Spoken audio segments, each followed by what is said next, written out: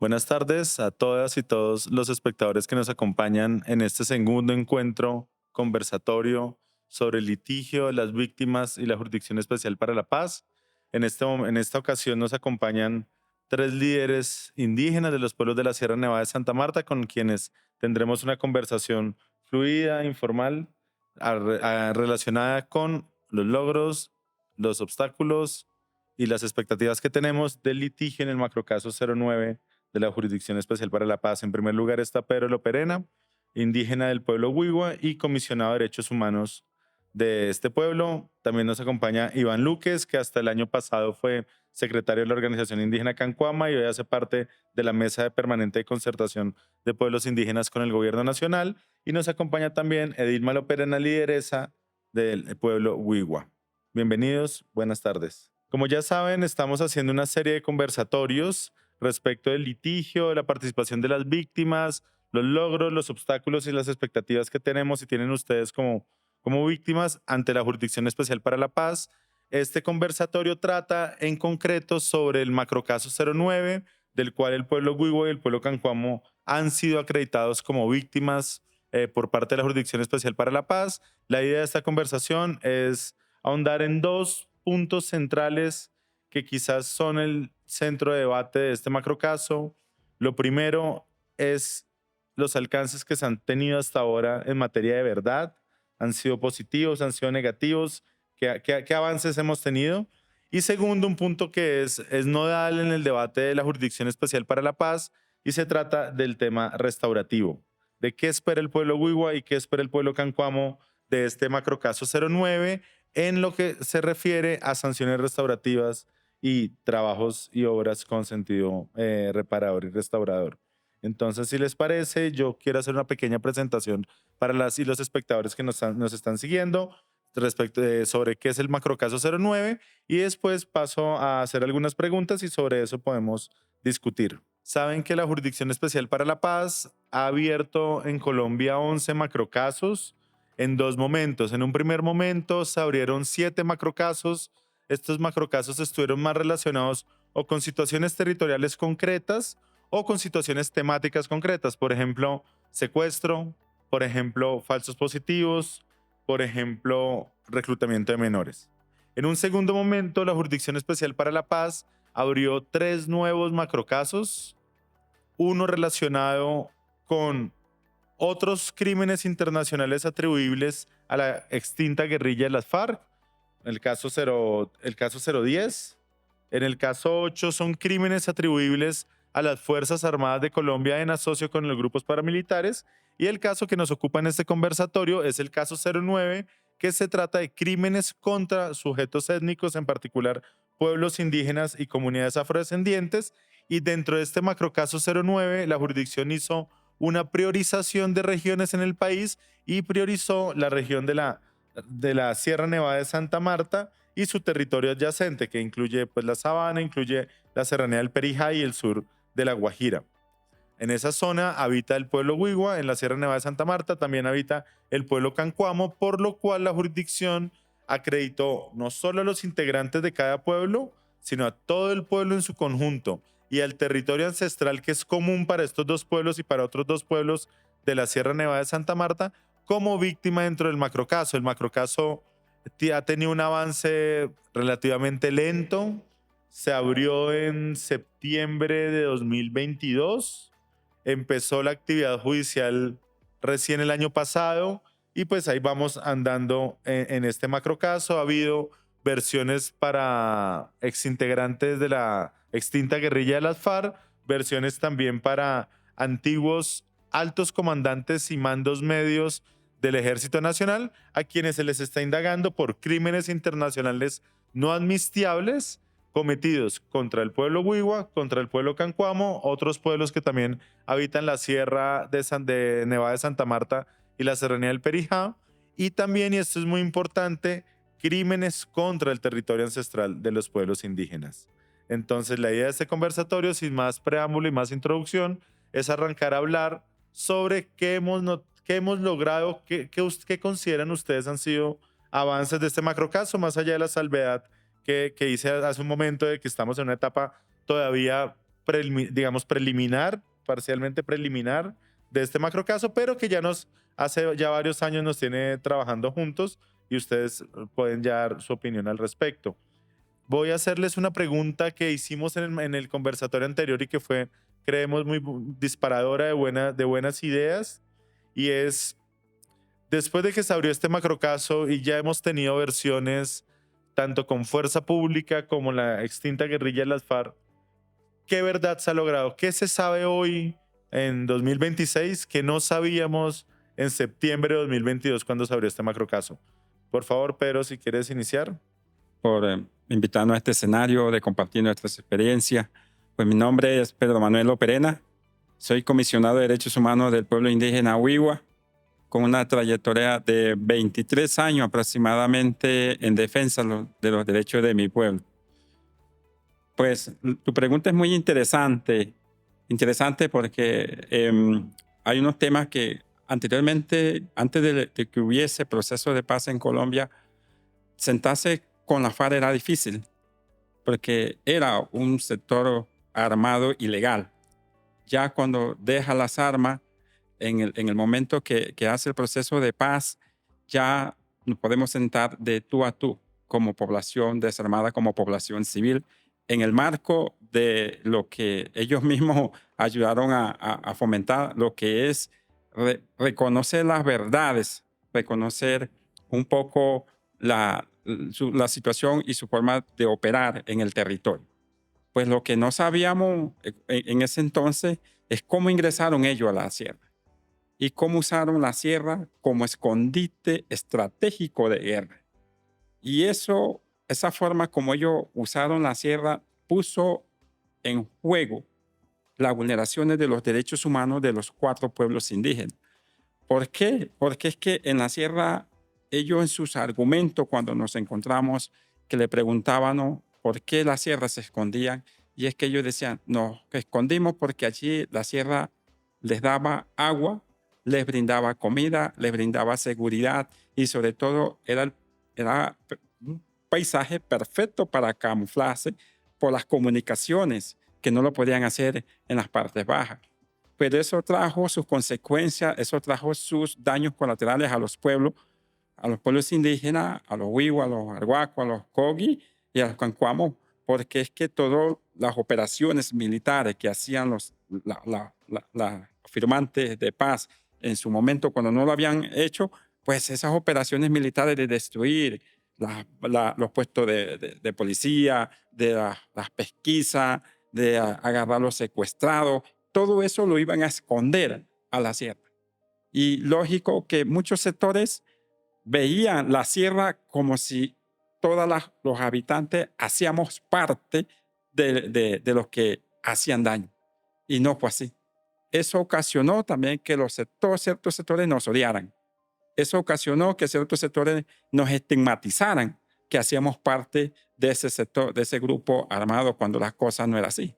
Sí, entonces, eso no se conocía, eso no se sabía cuál era el interés de la FARC, esconderse y usar la sierra como escondite, como estrategia de guerra. Iván, en tu trasegar en este macrocaso y sabiendo que la JEP funciona bajo una fórmula que es a mayor verdad, a una verdad exhaustiva, los comparecientes, sea de fuerza pública o sea de las antiguas FARC, pueden recibir ciertos beneficios. Creo que el principal y el más importante es que no tendrán sanciones de cárcel, tendrán que tener sanciones restaurativas con algún tipo de privación o restricción a su libertad, pero no una pena de cárcel.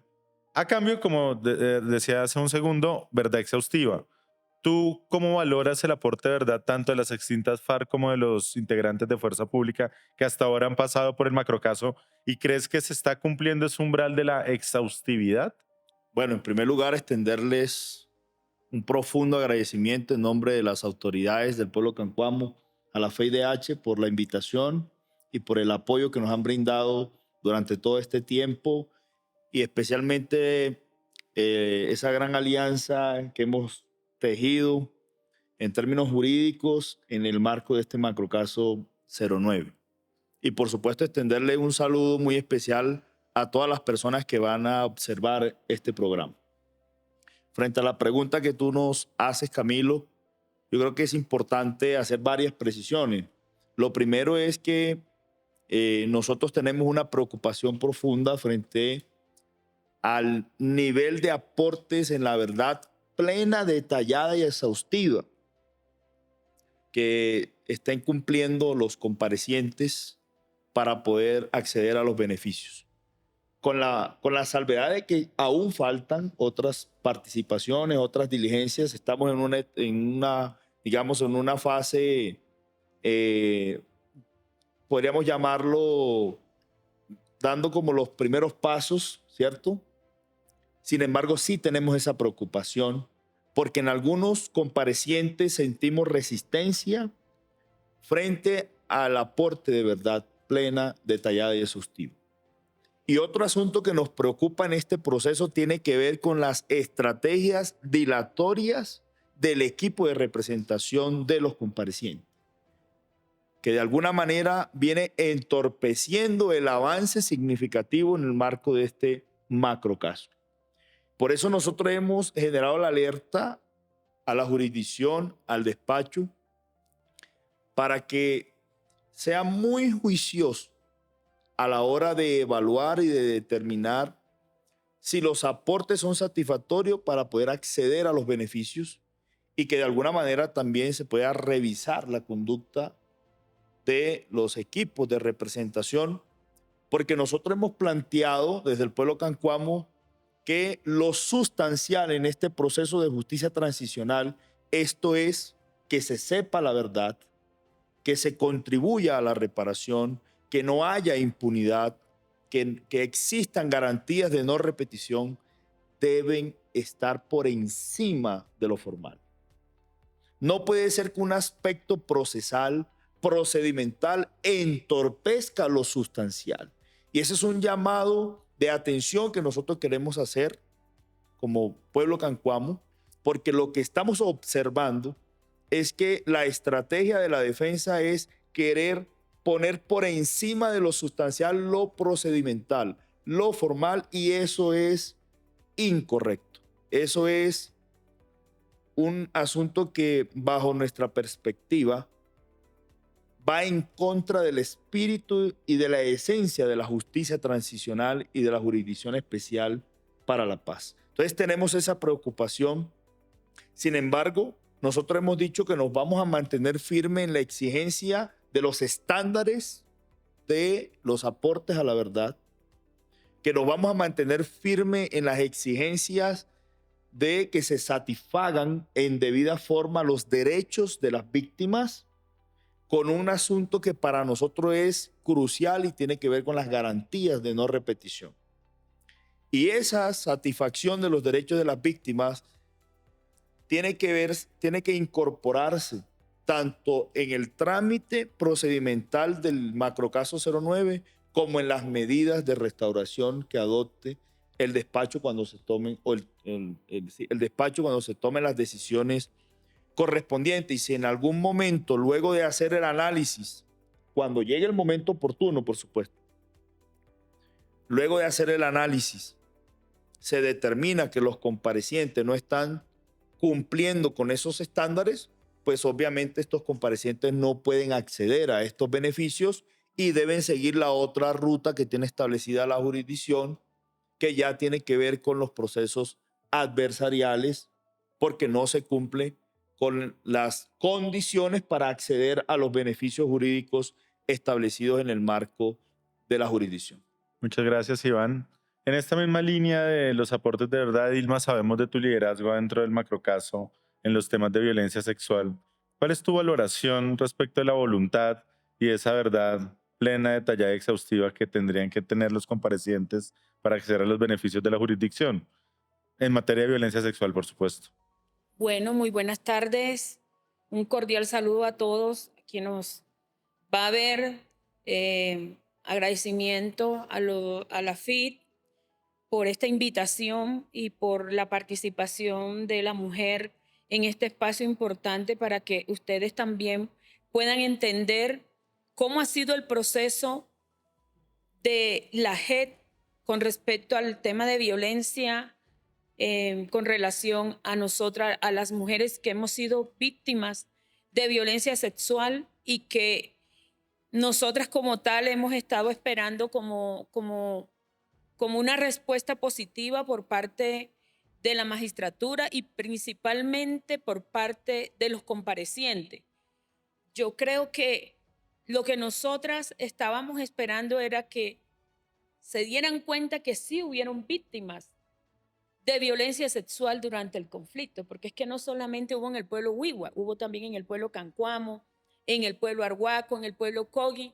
Lo que pasa es que nosotras como mujeres Wiwa pusimos la palabra y nos llenamos de valentía y dimos a entenderlos y dimos a conocer los casos que ocurrieron dentro del territorio, en la cual nosotras nos sentimos muy, muy preocupadas y muy tristes a la vez, porque sentimos que de parte de los comparecientes no ha habido como esa aceptación para que haya de verdad una justicia restaurativa con respecto a los temas de violencia sexual. Es que también tienen que entender los comparecientes que no fuimos nosotros solo víctimas.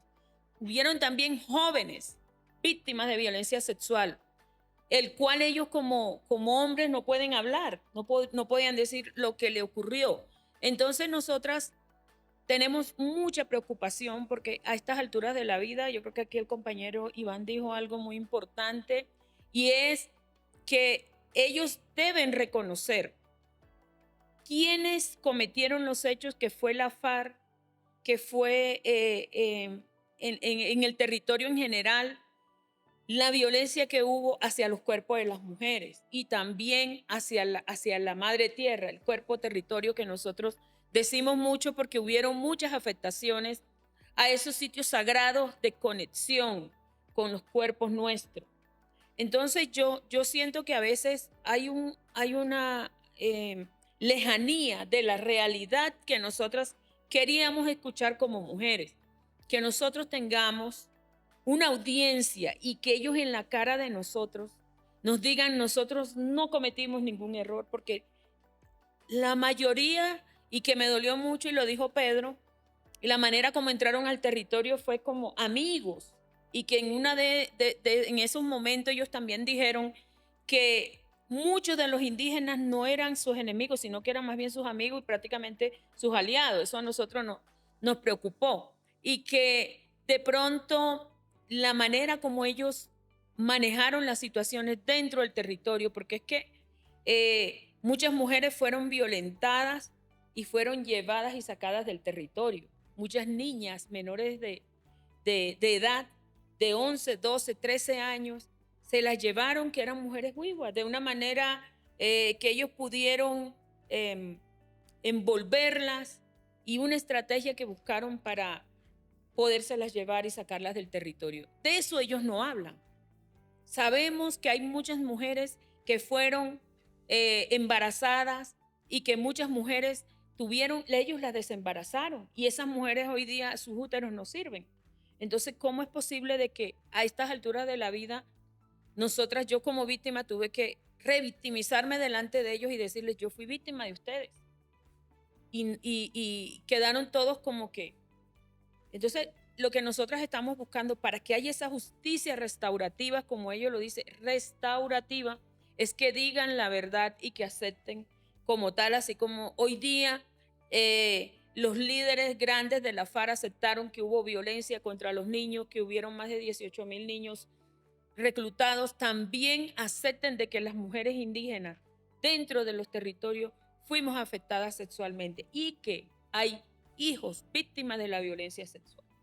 Hay hijos víctimas existentes. Lo que pasa es que ninguna madre se va a atrever a decir: yo tuve un hijo de alguien que me violó. No, porque sabe que va a tener el estigma, que va a tener el rechazo, que va a haber una ruptura de un hogar.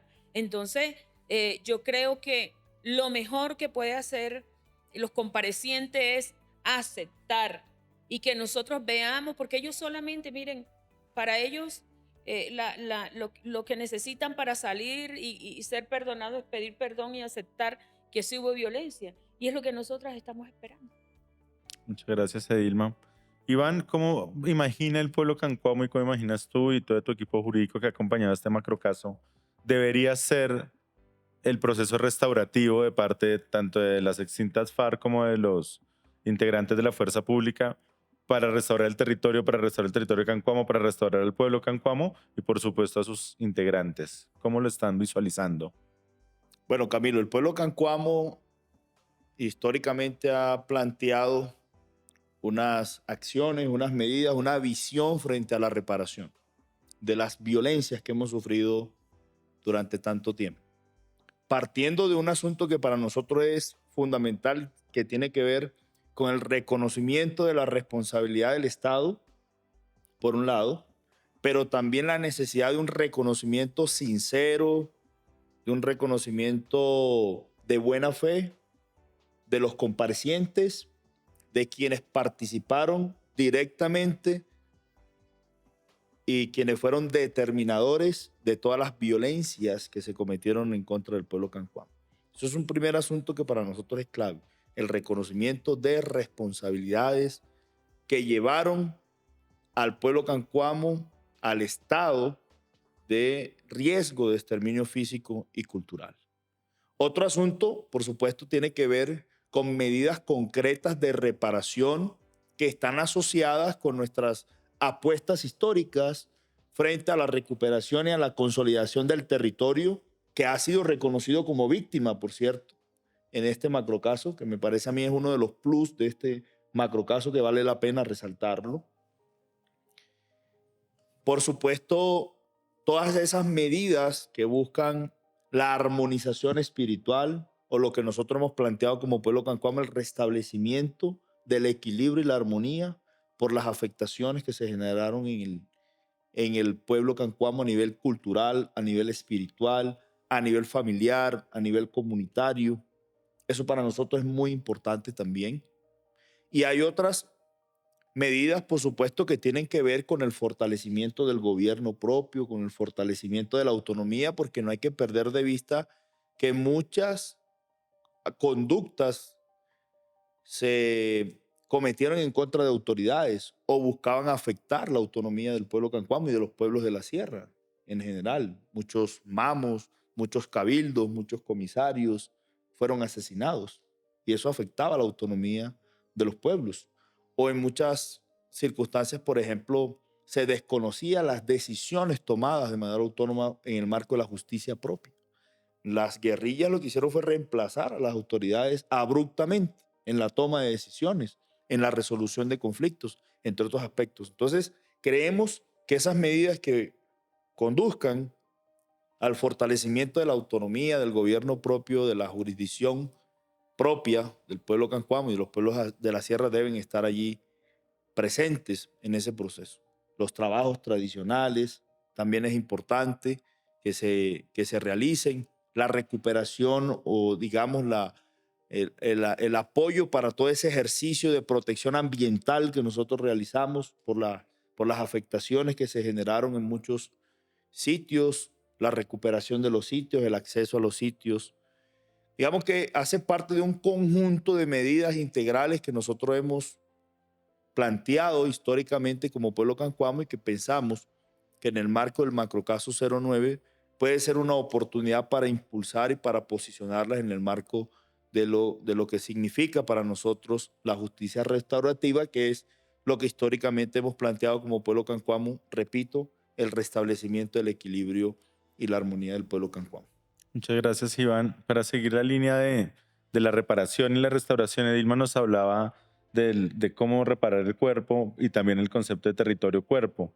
Ustedes, Edilma, como mujeres indígenas, ¿cómo han imaginado que podría ser una reparación restaurativa en casos de tal gravedad y de tal eh, impacto como la violencia sexual? Bueno, el reparar un cuerpo es algo imposible, Camilo. Pero nosotras hemos dialogado entre mujeres, las que hemos tenido esas afectaciones, hemos dialogado con nuestras sagas y hemos analizado que fueron afectados sitios sagrados.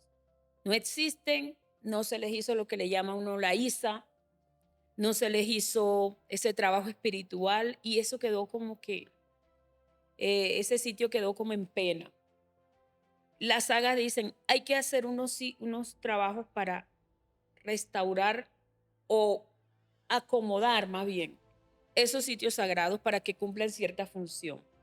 Porque todos los sitios sagrados hasta el cargo como un wifi se conecta, ¿sí? Y se ayuda el uno al otro. En la parte interna te estoy hablando.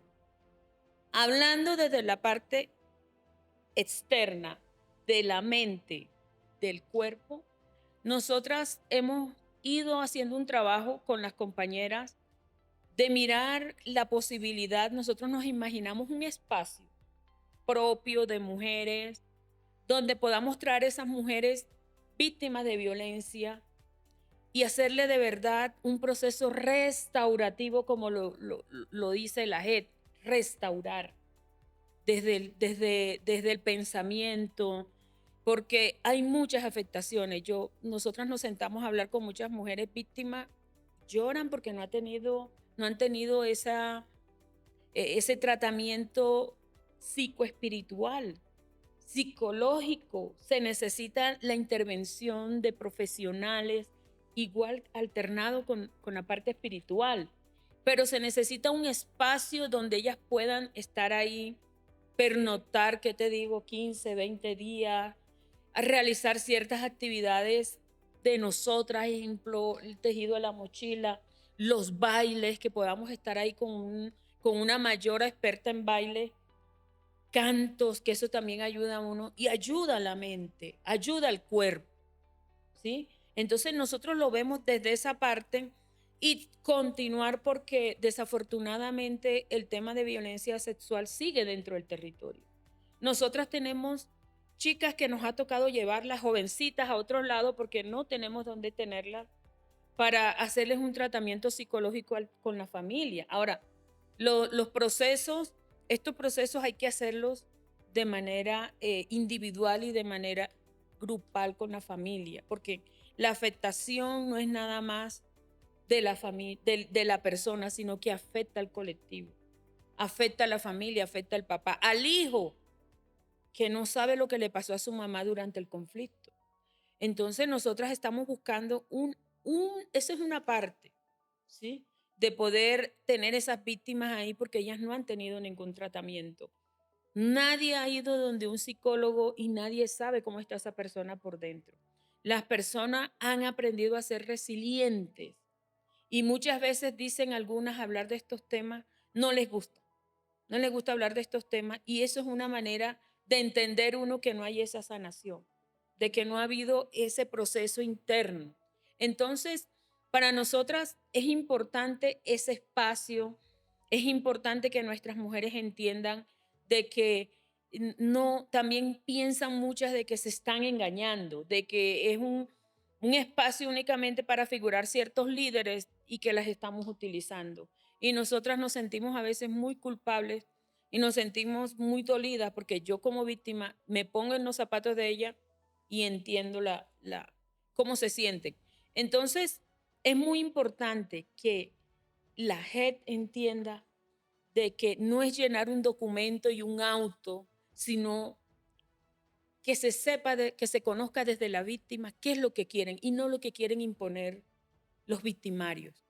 ¿Sí? Es una reflexión que yo siempre cuando estamos en espacios de la JET les digo, porque es que a nosotros no nos pueden imponer, siendo que ya nosotros nos impusieron una violencia en el territorio y a nuestro cuerpo. Entonces yo creo que lo importante es que si la JET quiere un ejercicio restaurativo, consulte a la víctima, se siente con nosotros, ya lo hemos hecho, pero en el papel sale otra cosa. Y lo que van a hacer es otra cosa. Entonces yo creo que así como hay beneficios para los victimarios, yo creo que las víctimas tenemos derecho también a ciertos beneficios tangibles y no que sean beneficios de mentira y que lo que vayan a hacer son acciones con daños y revictimizar a aquellas mujeres y aquellos también hombres que vivieron esas violencias en general dentro de los territorios. Muchas gracias, Edilma. Pero para finalizar este primer conversatorio que tenemos sobre el caso 09, Me gustaría retomar lo que dice Dino, pero llevarlo a un plano más general, y es que todavía siguen ocurriendo en el territorio casos, por ejemplo, de violencia sexual, pero lo que sabemos es que siguen ocurriendo violaciones de derechos humanos en el territorio sagrado de la Sierra Nevada. Uno de los fines y casi que una de las promesas de la JEP es que a través de todo este proceso transicional restaurativo se iban a lograr medidas de no repetición para que el conflicto cesara, por lo menos en los territorios priorizados, en este caso la Sierra Nevada. ¿Cree Pedro todavía que la JEP tiene cómo aportar? Y si es así, ¿qué se le debería exigir a la JEP para que todo este proceso restaurativo ayude en la no repetición de las violaciones y los crímenes en la Sierra Nevada de Santa Marta? Bueno, Camilo, yo creo que la pregunta tuya es bastante compleja frente al tema de cómo responderla. Cuando te digo que es compleja de cómo responderla, es que el proceso que lleva a la JEP en el tema de no repetición, pues recordemos que en Colombia han habido 2 procesos de paz que llevan ese término. La ley 975 con las autodefensas, pero hoy en día siguen las autodefensas en la sierra cometiendo delitos de lesa humanidad y vulneraciones de derechos humanos, no solamente contra el territorio, sino también contra la mujer, contra los niños, contra la parte educativa, desapareciendo campo minado. Es decir, se está repitiendo, no fue no repetición, están repitiendo. Ahora, da un poco de temor el tema del proceso de los comparecientes de la FARC, que en este proceso de paz se han comprometido a no repetir, pero vemos que en otras partes del país, pues ahí todavía la guerrilla todavía sigue operando, sí, sigue operando, y allí no se ha desmovilizado de toda, sino que todavía hay estructuras operando, y el temor es que esas estructuras lleguen al terreno, lleguen a ocupar esos espacios que sus antiguos compañeros, firmantes de paz, abandonaron. Ese es uno de los temores que vaya a haber. Y como ya tenemos ejemplos claros de la ley 975 que se está repitiendo y se habían comprometido en aquel entonces a no repetir, y nos da temor que este proceso de paz llegue a pasar lo mismo. Por otro lado, pues nosotros desde el pueblo Wiwa, pues miramos quién se compromete a no repetir. Las personas que firman, los que están acudiendo a las audiencias, o la estructura que componen o de dónde vienen. ¿Quién es lo que se están comprometiendo? Porque si son los que están allí dando la cara, si son los que están acudiendo a las diligencias judiciales, pues bueno, a ellos les quedará difícil desmentirse, pero las estructuras siguen operando, las estructuras siguen andando. Entonces, en ese tema, pues bastante complejo mirar que el proceso de paz desde la JEP pueda garantizar el tema de no repetición, sabiendo que la JEP es una justicia transicional, que no va a estar establemente allí vigilando a los comparecientes, vigilando al proceso de paz, que no se vaya a repetir. Pues llegará su momento hasta donde llegará su transición, y de ahí para allá, ¿qué va a suceder? Pedro, pues muchísimas gracias. Edilma, Iván, gracias infinitas por acompañarnos en este espacio de conversación. Esperamos que no sea el último y que podamos seguir conforme avanzan los casos que involucran al pueblo Wiwa, al pueblo Cancuamo, pues conforme avancen esos casos, nosotros mismos seguir discutiendo para también, y como le decía Iván al inicio, elaborar nuestras estrategias conjuntas de trabajo para que, como decía Dilma, la voz sea la de las víctimas y no la de los victimarios. Muchísimas gracias por este espacio. Creo que al final de este proceso, cuando la JEP tome decisiones y cuando se empiecen a materializar las medidas restaurativas, y en el marco de ese proceso las víctimas realmente sientan satisfechos sus derechos, podremos decir si valió la pena la JEP o no valió la pena. Si hay efectivamente una realización, una satisfacción de los derechos de las víctimas, si hay garantía de participación plena y efectiva de las víctimas, tanto individuales como colectivas, si lo sustancial se pone por encima de lo procedimental, y si esas medidas realmente fortalecen la dignidad de las víctimas, nosotros como pueblo cancuamo seguramente vamos a decir, ha valido la pena transitar el camino de la justicia transicional, específicamente de la Jurisdicción Especial para la Paz. Pero si no sentimos esa satisfacción, también vamos a tener el carácter y la convicción para decirlo abiertamente. En su momento, seguramente nos vamos a encontrar para compartir esas apreciaciones al respecto.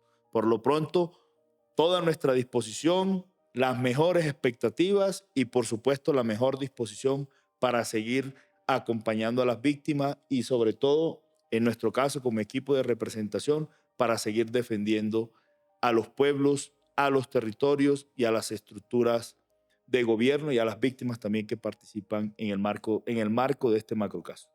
Bueno, pues muchísimas gracias por asistir a este espacio. Nos veremos en un próximo encuentro, si se puede. Muchísimas gracias, Camilo, por la oportunidad de estar aquí, de poder hablar por aquellas mujeres que no se atreven a hablar. Yo seguiré en este proceso hasta que la dignidad de la mujer indígena y no indígena se haga costumbre, porque tenemos mujeres que ser valientes y seguir adelante por la defensa de nuestros derechos y que aquellas victimarios recuerden que los cuerpos de las mujeres se respetan y que las mujeres somos dignas de respeto porque nacieron de una mujer.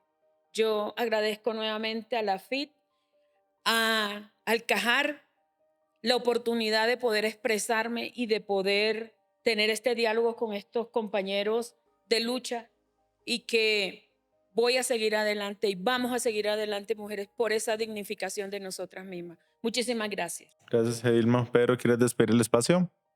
Bueno, Camilo, pues muy agradecido con la FIDIT, el CAJAR y por supuesto con los compañeros de lucha de pueblo frente al tema de los derechos humanos. Solamente cerraría diciendo que si las sentencias de la JEP se vuelven efectivas para el goce de los derechos de las víctimas, valió la pena. Valió la pena este proceso de Jurisdicción Especial para la Paz.